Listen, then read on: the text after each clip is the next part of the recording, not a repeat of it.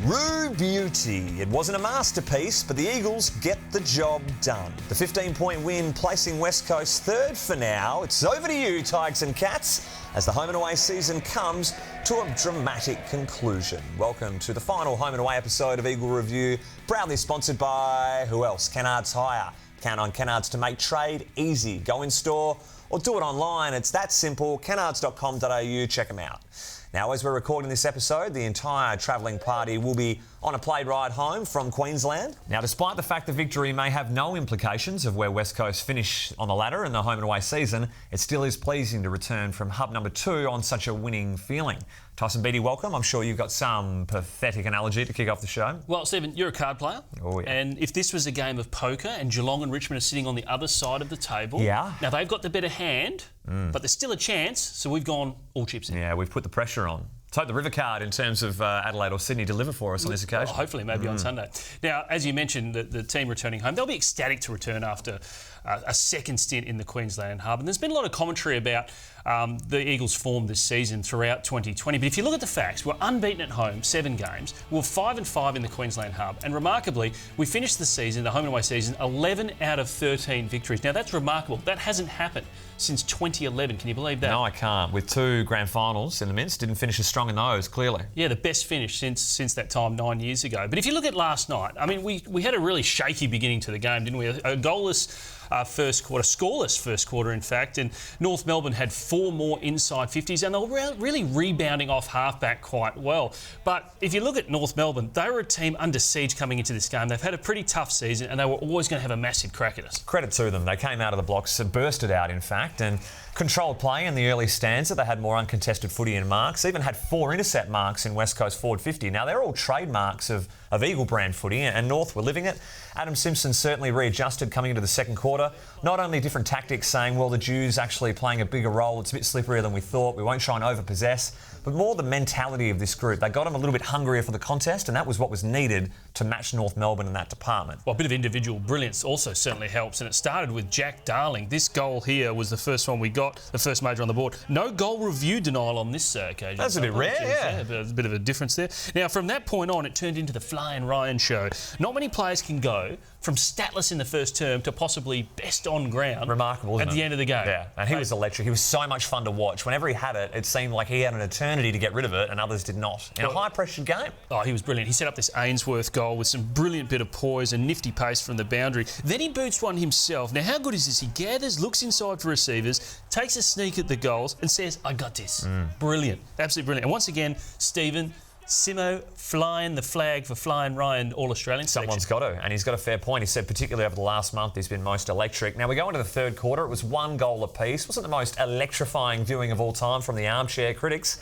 Now, the 1 goal from West Coast certainly was from, as you said, individual brilliance. Oscar Allen with his chase and tackle, marvellous work. Even slotted the goal, which was from fair distance as well. But a major bone of contention from most watching was the inaccuracies, TB. Yep. So these such shots at goal aren't incredibly difficult, but neither side capitalising, and I'm sure North will be ruining their in front of goal accuracy for the entire quarter. It only took until the 4th quarter and a bit of a Sam Durden brain fade for West Coast train to start moving here. Now, let me level with you.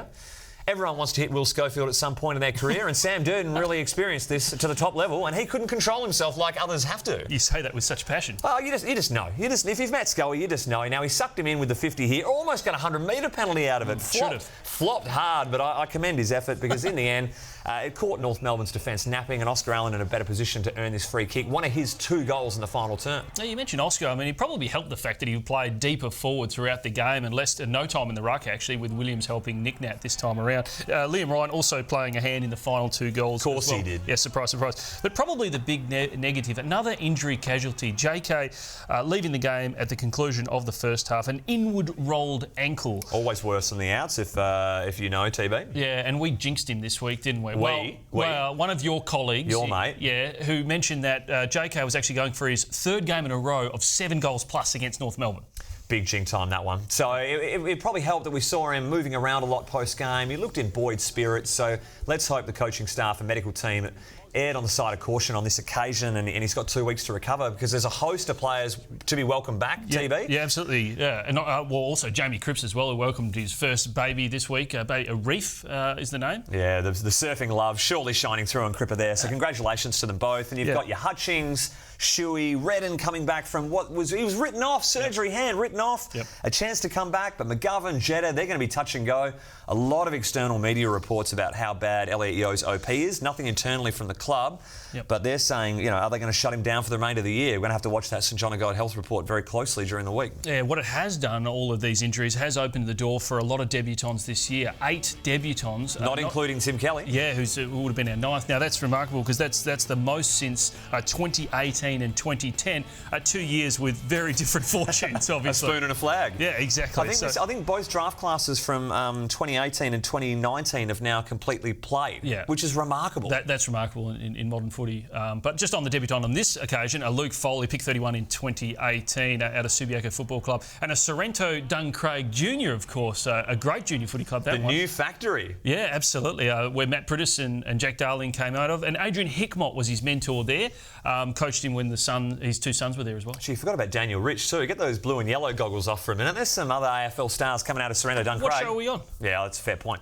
I'll tell you what it's time for. It's to cook some players. Let's get stuck in. Tommy Cole's going to start it off here. Thought he had the avenue here when he ducked back inside, but a little bit slow out the blocks, holding the pill every day of the week. Now Tommy Cole bobbing up again, delivers this head hit to Jai Simcombe. Jai not happy, comes up and says, "Who hit me?" Surely it was you, Jackson Nelson. And 99 times out of 100, you'd be right. Tommy Cole again. I mean, this is the treble here. He's really featuring in this roast-a-thon. He had to deal with the opposition, but also umpire Simon Meredith in this occasion. Gee, that makes it difficult, doesn't it? Now, it wouldn't be a roast without having a Falcon, of course, thumper. So why don't we just go Jed Anderson here? This was a real rattler, wasn't it? Completes it nicely. Thank you to Jed. Now, heading over to a bit of Jackson Nelson, ball out of the back half. Brad Shepherd, please don't hit me, don't. Oh, you did it. Smashed him. Good on you, Jacko. Oh, now, Tommy Barras, he's taken some massive hangs this year, but he really didn't have the right to claim this one, did he? Well, he didn't know. He took his eyes off the ball, just it landed in his lap, and he hoped for the best. Exactly. Now, we're going into the stands now. Always risky when the CEO is involved. Oh, no. Partnership manager at the back. He's going to hand over the Mrs. Magpie with sauce. Oh, what a clutch drop. Who's going to get the sauce?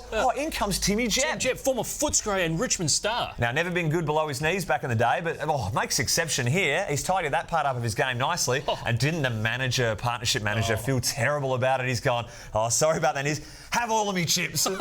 Selfless act, and for a quarter that didn't have many highlights, that was a ripper from West Coast. Absolutely, and probably should have won that one. But look, we'll give it to Melksham from Essendon, who gave away the biggest throw in the history of throws we've ever seen. This isn't the Rugby World Cup thumper. And not called. So you think all the umpires and all the cameras out there could pick that one up? No chance.